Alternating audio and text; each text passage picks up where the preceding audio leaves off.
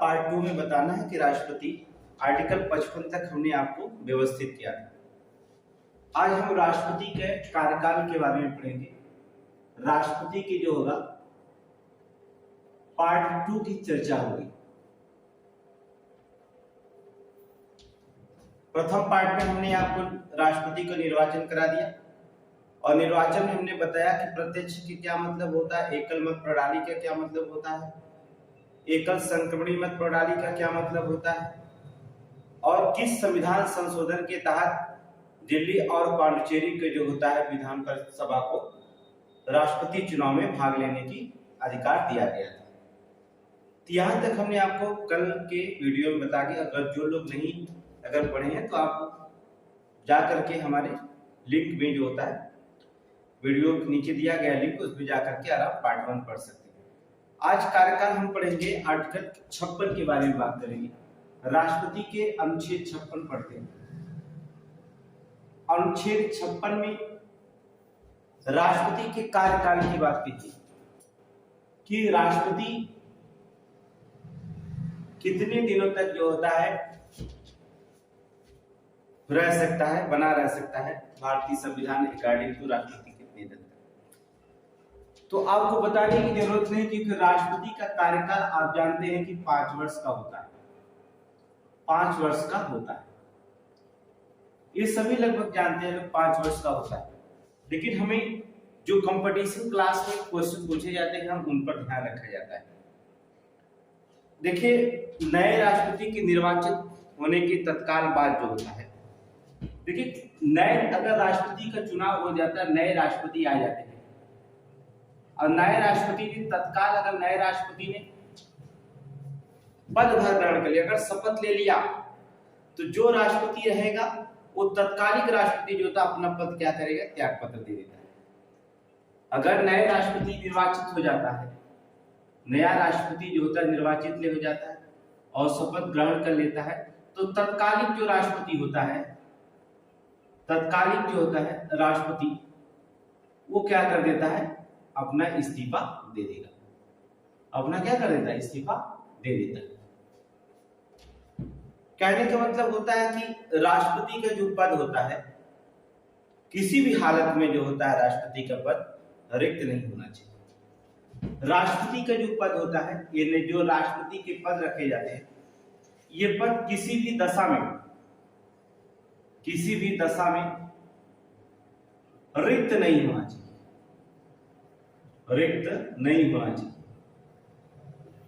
किसी भी दशा में रिक्त नहीं होना चाहिए। नए राष्ट्रपति आते हैं, निर्वाचित होते हैं, तो तत्कालिक राष्ट्रपति अपना इस्तीफा दे देता है। बात करेंगे इस्तीफे की, तो राष्ट्रपति 5 वर्ष कार्यकाल पूर्ण होने से पहले भी क्या कर सकता है, वो जा सकता है। कौन सी प्रक्रिया है कि राष्ट्रपति जो होता है 5 वर्ष पहले कैसे जा सकता है। पहला कारण हो सकता है कि राष्ट्रपति स्वेच्छा से अपना त्याग पत्र दे दे। अब याद करिए कि क्वेश्चन पूछा कहां से जाता है, यहां से, कि राष्ट्रपति 5 वर्ष पहले भी त्याग पत्र दे सकता है, स्वेच्छा से त्याग पत्र दे दे, स्वेच्छा से त्याग पत्र दे दे। और ये त्याग पत्र राष्ट्रपति किसे देता है अपना, अर्थात ये देता है उपराष्ट्रपति। उपराष्ट्रपति, क्या आपको पता है कि उपराष्ट्रपति त्याग पत्र राष्ट्रपति को बातें अपने पास नहीं रखता, वो तत्काल सूचना किसे देता है।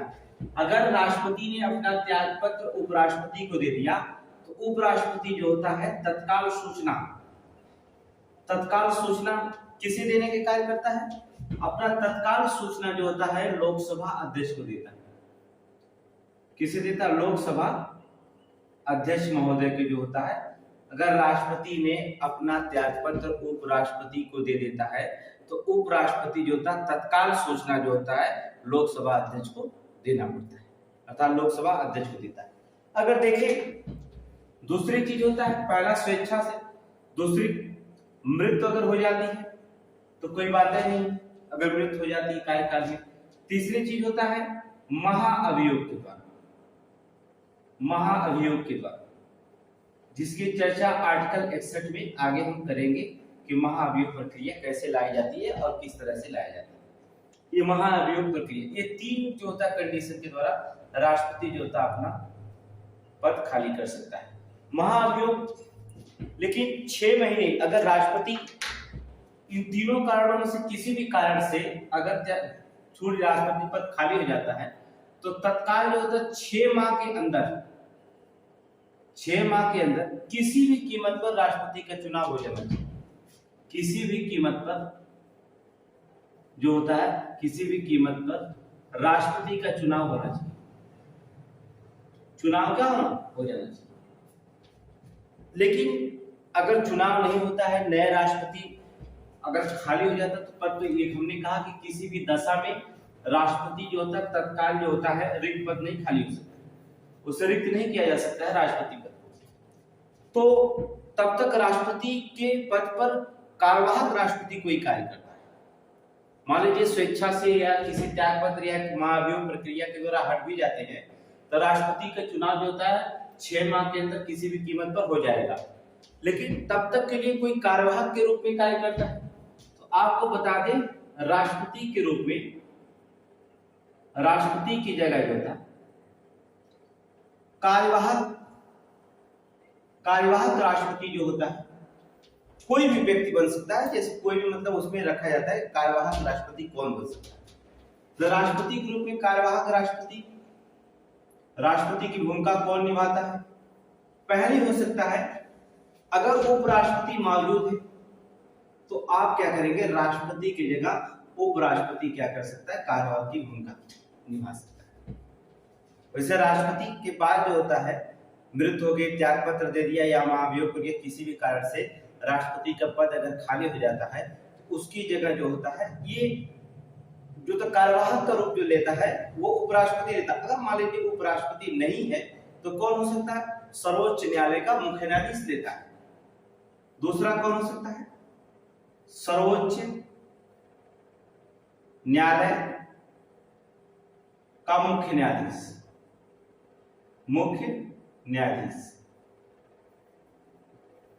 सर्वोच्च न्यायालय का मुख्य न्यायाधीश अगर उपराष्ट्रपति ले, नहीं तो क्या ले, सर्वोच्च न्यायालय का मुख्य न्यायाधीश।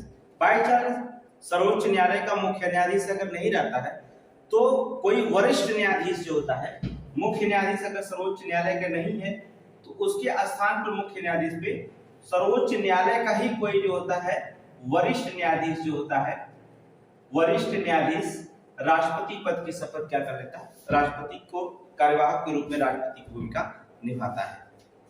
तो कार्यवाहक के रूप में कौन कौन हो सकते हैं, अगर राष्ट्रपति त्यागपत्र मृत्यु या किसी कारण से हट जाता है तो कार्यवाहक के रूप में जो होता है राष्ट्रपति की भूमिका में उपराष्ट्रपति हो सकते हैं, या सर्वोच्च न्यायालय के मुख्य न्यायाधीश हो सकते हैं, या फिर सर्वोच्च न्यायालय का कोई वरिष्ठ न्यायाधीश जो होता है वो कार्यवाहक के रूप में, राष्ट्रपति के कार्यवाहक के रूप में कार्य करेगा। अगर यहां से बात करते हैं, लेकिन अनुच्छेद 56 में ये बात है, अनुच्छेद 57 क्या कहता है, आर्टिकल 57 में कि एक राष्ट्रपति भारत में और अमेरिका की अगर तुलना किया जाए, भारत में एक राष्ट्रपति कई बार निर्वाचन हो सकता है। आर्टिकल 57 पढ़ेंगे, अनुच्छेद 57। जब आप अनुच्छेद 57 में देखेंगे तो उसमें कहा गया कि भारत का राष्ट्रपति पुनः निर्वाचित हो सकता है, कई बार हो सकता है।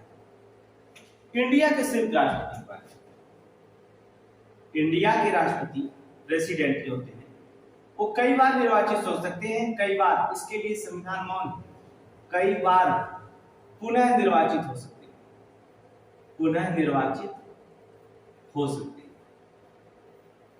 ठीक है, पुनः निर्वाचित हो सकते हैं। जो इंडिया प्रेसिडेंट है वो कई बार जो होता है निर्वाचित हो सकते हैं, परंतु अमेरिका के जो राष्ट्रपति होते हैं, अगर यह देखा जाए, अगर यूएसए अमेरिका के राष्ट्रपति प्रेसिडेंट की अगर तुलना किया जाता है, प्रेसिडेंट की तुलना किया जाए तो केवल 2 बार जो होता है राष्ट्रपति बनने का प्रावधान है। उनके संविधान में एक व्यक्ति जो होता है 2 बार राष्ट्रपति बन सकता है लगातार, तीसरी बार वह राष्ट्रपति नहीं बन सकता है। लेकिन भारत में ऐसी कोई बात नहीं कहेगी। एक राष्ट्रपति, आर्टिकल 57 जब आप पढ़ेंगे तब उसमें बताया गया कि अनुच्छेद 57 के तहत कि भारत में जो होता है एक व्यक्ति जो होता है कई बार पुनः राष्ट्रपति निर्वाचित हो सकता है, ठीक है।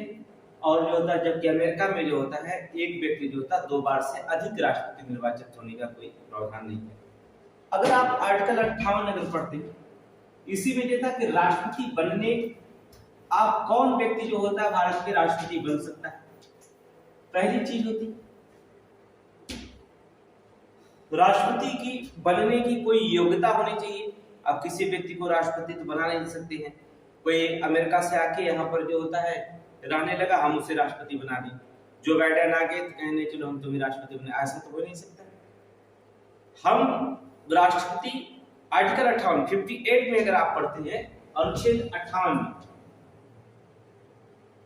अनुच्छेद 58 में बताया गया है कि कौन व्यक्ति जो होता है राष्ट्रपति बन सकता है। इसका मतलब एबिलिटी की बात कही गई, अर्थात योग्यता का निर्धारण किया गया।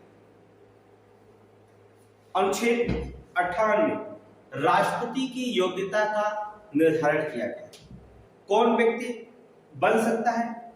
तो आपको पहली चीज होना चाहिए कि पहला चीज बताया गया, पहला व्यक्ति होगा वो भारत का नागरिक, वह भारत का नागरिक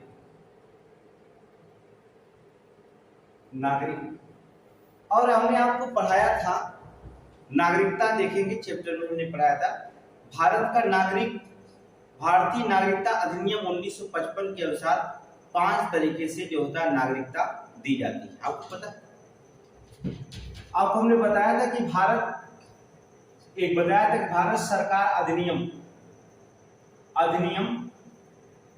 1955 के तहत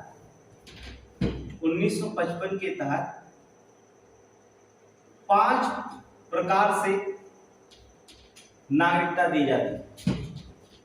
5 प्रकार से नागरिकता दी जाती है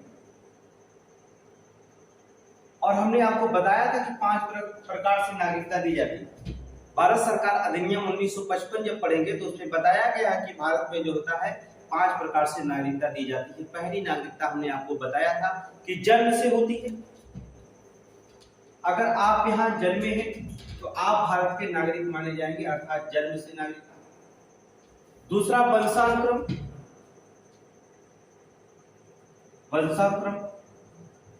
तीसरा वंशानुक्रम, आपके माता पिता अगर यहाँ रह रहे थे, दादा दादी सब यही के निवासी, तो आपको क्या करेंगे, नागरिकता हो जाएगी। तीसरा नागरिकता हमने आपको बताया था पंजीयन। पंजीयन में हमने आपको एग्जाम्पल दिया था सोनिया गांधी। भारत की नागरिकता सोनिया गांधी को किस प्रकार की नागरिकता से ग्रहण करती है, पंजीयन के द्वारा जो होता है नागरिकता। अर्थात भारत में कोई भी पुरुष है, अगर कोई विदेशी महिला जो होती है भारतीय पुरुष से शादी कर लेती है और भारत का जो पुरुष है यही का वंशांतर या जन्मजात नागरिक है, तो महिला भी क्या करेगी, भारत की नागरिकता मानी जाती है। इसी कहा जाता है पंजीयन के द्वारा, या सोनिया गांधी ने इसी के द्वारा नागरिकता ग्रहण की। तीसरा चीज होता है देशीकरण के द्वारा नागरिकता। हमने चौथा देशीकरण के द्वारा नागरिकता, और 5वां हमने बताया था भूमि अधिग्रहण, या कह सकते हैं कि किसी भी जो था भूमि अधिग्रहण कर लिया जाता है, भूमि अधिग्रहण।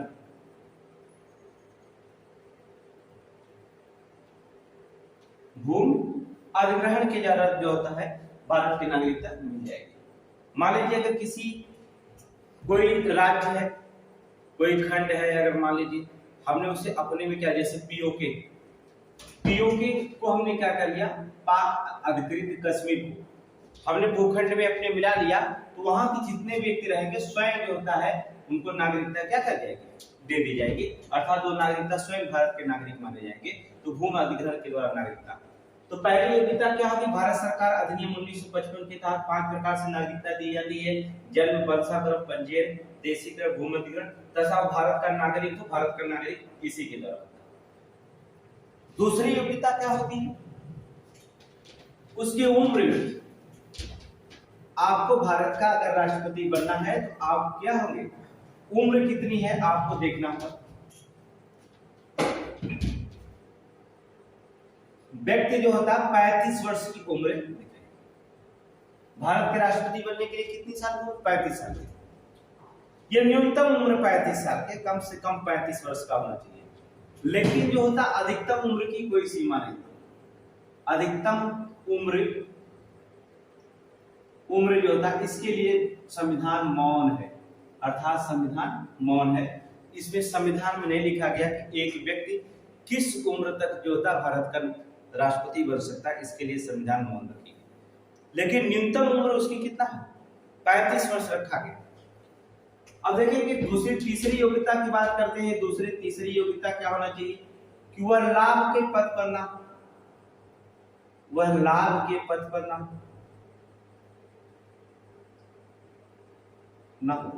देखिए राज्यपाल भी लाभ के पद पर नहीं होता है, संसद के सदस्य जो रहते हैं वो भी लाभ के पद पर नहीं रखे जाते, आपको हमने बताया। तो बहुत सारे लोग हैं जो लाभ के पद पर नहीं रहते हैं, लेकिन लाभ के पद का मतलब होता है कोई सरकारी नौकरी न करता, सरकारी जॉब है, ये लाभ का नौकरी, लाभ का पद होता है, सरकारी जॉब माना जाता है। तो कोई भारत का राष्ट्रपति बनने के लिए पहली बात वो लाभ के पद पर ना होनी चाहिए। दूसरी चीज होता है लाभ के पद, हमने आपको बताया था, किस आर्टिकल में बताया था, आर्टिकल 102 में लाभ का पद की चर्चा की में गई। जब आप अनुच्छेद 102 पढ़ेंगे तब उसमें बताया गया लाभ के पद। तीसरी चीज योग्यता होती है, नेक्स्ट योग्यता होती है राष्ट्रपति बनने के, लोकसभा क्या है, लोकसभा सदस्य बनने की योग्यता, लोकसभा सदस्य की योग्यता बनने की योग्यता, ठीक है, सदस्य की बनने की योग्यता तो आप क्या करेंगे, भारत के राष्ट्रपति बन जाएंगे। इतनी चीजें आपके अंदर हैं। अगर नहीं भी बनता है तो राष्ट्रपति बनने की योग्यता जो रखी जाती है लाभ के पद में, वो लोकसभा सदस्य की योग्यता बनने की अगर योग्यता है तभी आप भारत के नागरिक बन सकते हैं। और बहुत सारे क्वेश्चन में लिखा रहता है पागल दिवालिया ना हो, तो कोई राष्ट्रपति आ सकता है कि पागल दिवालिया, कोई पागल का दिवालिया राष्ट्रपति नहीं बन सकता है, ठीक है। ये बुक्स वगैरह में लिखा रहता है कि वो पागल दिवालिया ना हो, तो हम समझते हैं कोई भी राष्ट्रपति अगर चुनाव लड़ेगा तो वो पागल दिवालिया नहीं रहेगा। अब हम राष्ट्रपति का योग्यता हो गया, आप देखिए। अब लेकिन अब चुनाव हो गया, आपको देखिए अब हम देखते हैं कि मोस्ट इंपॉर्टेंट चीज होता है कि राष्ट्रपति शपथ ग्रहण करता है। किस आर्टिकल में राष्ट्रपति शपथ ग्रहण है हमने पढ़ा, आपको बताया गया कि अनुच्छेद, देखिए राष्ट्रपति की पूरी चर्चा आपके क्वेश्चन, देखिए वनडे एग्जाम में जो होता है मोस्ट इंपॉर्टेंट चीज होता है राष्ट्रपति, लोकसभा, राज्यसभा और भारतीय संघ राज्यों का निर्माण और पंचायती राज व्यवस्था, ये 5 से 6 हेडिंग जो ऐसे होते हैं, चैप्टर होते हैं जो आपके हर वनडे एग्जाम में बार-बार रिपीट होते हैं, चाहे आईएएस एग्जाम हो, चाहे पीसीएस एग्जाम हो, चाहे वनडे की एग्जाम हो, कोई भी सभी एग्जामों में यहाँ से क्वेश्चन पूछे ही जाते हैं। तो हम आपको राष्ट्रपति जो होता है, प्रेसिडेंट को जो होता है पूरे विस्तृत अध्ययन करा दे रहे हैं, जैसे कहीं से भी अगर क्वेश्चन पूछा जाता है तो बड़े आसानी से किसी भी एग्जाम में दे सकते हैं। आर्टिकल सहित आपको अध्ययन करेंगे, जो भी समझ नहीं आएगा आप कमेंट बॉक्स में पूछ सकते हैं कि ये समझ में नहीं आया। अब हम पढ़ते हैं अनुच्छेद 60 आर्टिकल 60 की बात करें। अनुच्छेद 60 में क्या कहा गया, शपथ की बात कही गई, राष्ट्रपति की शपथ की बात कही गई। पूरे देश में केवल 2 ही व्यक्ति हैं जो संविधान की शपथ करते हैं, संविधान की जो होता है कसम खाते हैं, संविधान की शपथ ग्रहण करते हैं पूरे देश में, पूरे भारत में। जो भारत में 2 व्यक्ति हैं, केवल 2 व्यक्ति हैं संविधान के शपथ लेने वाले, संविधान की शपथ लेते हैं। तीसरा व्यक्ति कोई नहीं होता जो संविधान की शपथ करता है, सभी लोग पद व गोपनीयता की शपथ लेते हैं, पद और गोपनीयता के। लेकिन जो होता संविधान की शपथ लेने वाले व्यक्ति जो होते 2 लोग होते हैं, एक तो आपके जो होते हैं प्रेसिडेंट होते हैं, राष्ट्रपति होते हैं, दूसरा जो होता है सर्वोच्च न्यायालय के मुख्य न्यायाधीश होते हैं, सर्वोच्च न्यायालय की मुख्य न्यायाधीश, सर्वोच्च न्यायालय के जो होते हैं मुख्य न्यायाधीश होते हैं, सर्वोच्च न्यायालय के मुख्य न्यायाधीश, ये 2 ही लोग होते हैं। जो संविधान की शपथ खाते हैं। और शेष लोग जो होते हैं, शेष की बात करें तो लोग क्या होते हैं, पद व गोपनीयता की शपथ खाते हैं। पद या गोपनीयता की शपथ, पद या गोपनीयता की शपथ लेने वाले व्यक्ति होते हैं संसद हो गए, विधायक हो गए, राज्यपाल हो गए। ठीक है, कौन कौन? संसद, विधायक, राज्यपाल।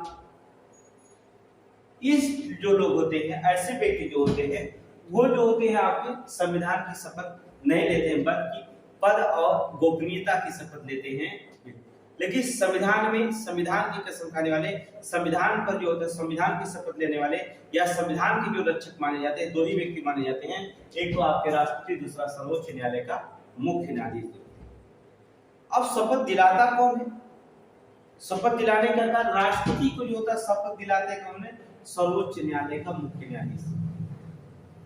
कौन दिलाते हैं? सर्वोच्च न्यायालय के मुख्य न्यायाधीश शपथ दिलाते हैं। अब जो संविधान की कसम खाया, संविधान की शपथ लिया, वही एक व्यक्ति दूसरे व्यक्ति को संविधान की शपथ दिला रहा है। जो पद और गोपनीयता की शपथ खाया, वो जो था संविधान का शपथ नहीं दिलाता, बल्कि जो संविधान की शपथ संविधान व्यक्ति वाला दिलाता है। अब देखेंगे राष्ट्र संविधान की शपथ राष्ट्रपति भी लेते, सर्वोच्च न्यायालय के मुख्य न्यायाधीश लेते। इसलिए राष्ट्रपति को जो होता है सर्वोच्च न्यायालय के मुख्य न्यायाधीश जो होते क्या करेंगे? शपथ दिलाएंगे। और सर्वोच्च न्यायालय के मुख्य न्यायाधीश जो होता है राष्ट्रपति की शपथ दिला देंगे। अगर मान लीजिए कभी सर्वोच्च न्यायालय के मुख्य न्यायाधीश नहीं रहते हैं, तो सर्वोच्च न्यायालय का वरिष्ठ न्यायाधीश भी जो होता है, सर्वोच्च न्यायालय के वरिष्ठ न्यायाधीश भी जो होते शपथ दिला सकते हैं। वरिष्ठ न्यायाधीश, ठीक है, ये वरिष्ठ न्यायाधीश भी जो होते हैं भारत के राष्ट्रपति को शपथ दिला सकते हैं। तो आप जानते हैं आर्टिकल 60 में शपथ भारत के राष्ट्रपति संविधान के शपथ ग्रहण करते हैं।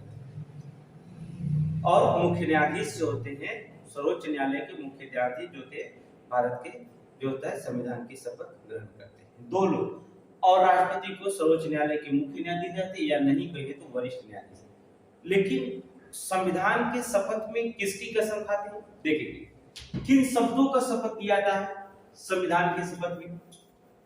सर्वोच्च न्यायालय के मुख्य न्यायाधीश राष्ट्रपति को संविधान की शपथ दिलाते समय किन शब्दों का प्रयोग करता है?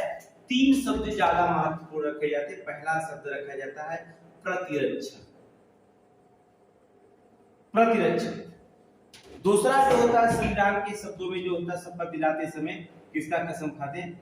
परिरक्षण। इसके शब्दों को समझेंगे। तीसरी चीज होती है संरक्षण।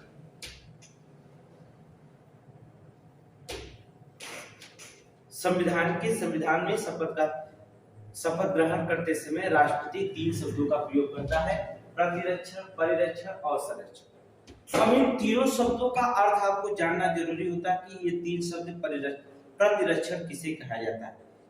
प्रतिरक्षण किसे कहा जाता है? स्वयं संविधान का उल्लंघन ना करना। प्रतिरक्षण स्वयं संविधान का उल्लंघन ना करना, उल्लंघन ना करना, ये होता है प्रतिरक्षण, अर्थात संविधान का उल्लंघन ना करना। इस परिरक्षण क्या होता है? दूसरे को उल्लंघन ना करने, ठीक है, दूसरे को उल्लंघन ना करने देना। दूसरे का जो होता है उल्लंघन ना करने देना। संरक्षण का मतलब होता है संविधान को सही तरीके से लागू हो यह सुनिश्चित करना। संविधान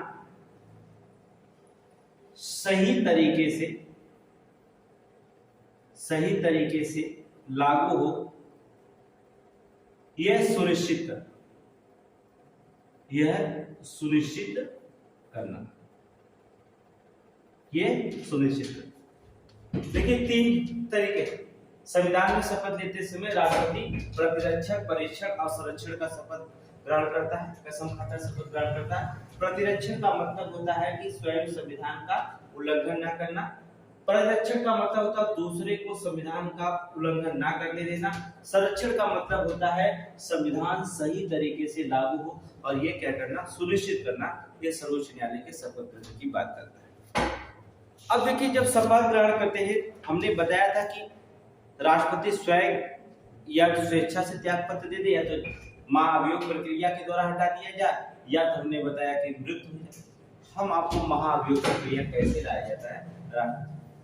अब अगर राष्ट्रपति 60 में राष्ट्रपति शपथ ग्रहण करता है और आर्टिकल 61 जब पढ़ेंगे तो राष्ट्रपति की महाअभियोग प्रक्रिया बात की गई। आर्टिकल 61 की बात करते हैं। जो भी क्वेश्चन अगर आपको नहीं आता, जहां भी क्वेश्चन नहीं आता, उसे आप नेक्स्ट कमेंट बॉक्स में जाकर के आप पूछिए।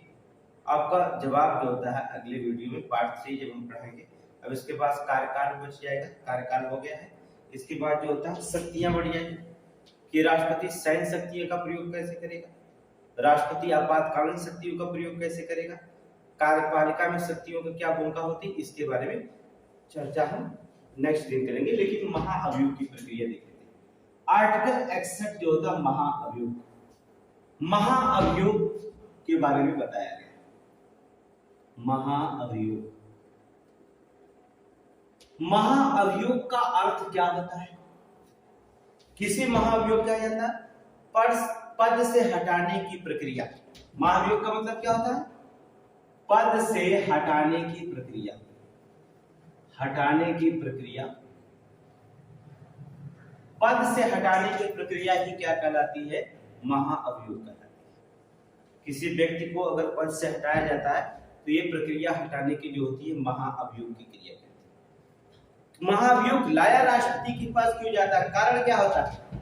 राष्ट्रपति पर महाअभियोग लाया गया, कारण रीजन क्या माना जाता है कि महाअभियोग लगाना पड़ा? संविधान का अतिक्रमण। क्या? संविधान का अतिक्रमण। कारण क्या है? संविधान का अतिक्रमण। कहने का मतलब क्या होता है? संविधान का अतिक्रमण मतलब राष्ट्रपति द्वारा संविधान, राष्ट्रपति संविधान उल्लंघन करती, संविधान का उल्लंघन करती। राष्ट्रपति, जो राष्ट्रपति होता है वो संविधान का उल्लंघन कर दे, उल्लंघन कर दे तो हम क्या करेंगे? महाअभियोग प्रक्रिया लाएंगे। अब देखिए कहां महाअभियोग प्रक्रिया लाया जाता है? कहने का मतलब होता है संसद में लाया जाता है। संसद में चाहे वो लोकसभा हो या चाहे वो राज्यसभा हो, किसी भी सदन में जो होता है महाअभियोग प्रक्रिया लाया जा सकता है। जरूरी नहीं कि लोकसभा में लाया जाए या राज्यसभा में लाया जाए, लेकिन महाअभियोग प्रक्रिया लाने से पहले, अब महाअभियोग लाने से पहले जो राष्ट्रपति को 14 दिन पूर्व सूचना देनी पड़ेगी। 14 दिन पूर्व क्या होना पड़ेगा? सूचना देनी पड़ेगी। अगर किसी भी राष्ट्रपति पर महाअभियोग प्रक्रिया लानी है तो राष्ट्रपति को 14 दिन पहले सूचित करना पड़ेगा कि आपके ऊपर महाअभियोग प्रक्रिया लाई जा रही है। जब आपके ऊपर महाअभियोग प्रक्रिया लाई जा रही है तो आपको सूचना 14 दिन पहले उसे देना पड़ता है। आप देखेंगे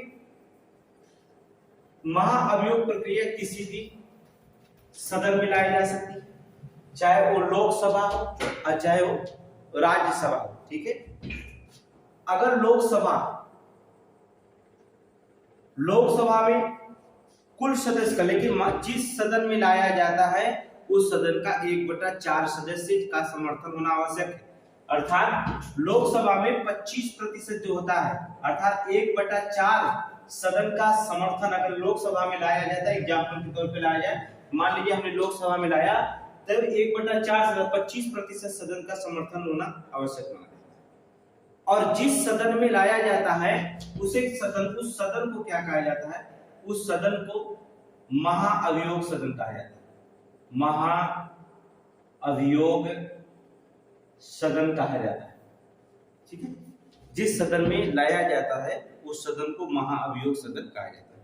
अब लाने के बाद कुल सदस्य का 2/3 सदस्य अगर इसमें 1/25% उपस्थित हो, इसमें से 2/3 सदस्य ने अगर समर्थन कर दिया, सदन में समर्थन कर दिया, तो इसके बाद तुरंत जो होता है जांच के लिए, जो होता है जांच के लिए दूसरे सदन में, किसके दूसरे सदन में, अर्थात कहां, राज्यसभा में, राज्यसभा में जो होता है जांच के लिए जाएगा। अब जब राज्यसभा में गया तो उसका कुल सदस्य का 2/3 सदस्य, राज्यसभा के कुल सदस्य, उपस्थित सदस्य का 2/3 सदस्य अगर इसने समर्थन कर दिया, 2/3 सदस्य होता है, अगर इस जांच का समर्थन कर दिया कि ये सही है, तो तत्काल जो होता है राष्ट्रपति अपना पद क्या करेगा, इस्तीफा दे देगा, अर्थात राष्ट्रपति अपने पद से मुक्त माना जाएगा। अगर उसने कह दिया तो राष्ट्रपति अपने पद से मुक्त माना जाएगा, इसलिए क्या है, यह मुक्त माना जाएगा। यही महाअभियोग की प्रक्रिया होती है। तो महाअभियोग की प्रक्रिया बड़ी लंबी है, लेकिन आपको वनडे एग्जाम के लिए बस इतना ही है, इससे पढ़ लीजिए क्वेश्चन को बड़े शान से। अब देखिए बच गए आपकी शक्तियां, राष्ट्रपति की शक्तियां, इसकी विवेचना कल हम आपको 1 घंटे 1.5 घंटे क्लास, जब तक विवेचना नहीं खत्म हो जाती 1-1.5 घंटे आपकी क्लास चलेगी, ठीक है। पूरी क्लास खत्म होने के बाद राष्ट्रपति की 3 शक्तियां आपको पढ़ाएंगे, सैन्य शक्तियां, आपात शक्तियां और कार्यपालिका शक्तियां। ये 3 शक्तियां मोस्ट इंपॉर्टेंट है। कार्यपालिका प्लस जो होता है कार्यकारी शक्तियां जिसे कहते हैं, कार्यकारी शक्तियां, आपात शक्तियां और सैन्य शक्तियां, इन तीनों शक्तियों का हम कल विवेचना आपको विस्तृत करेंगे।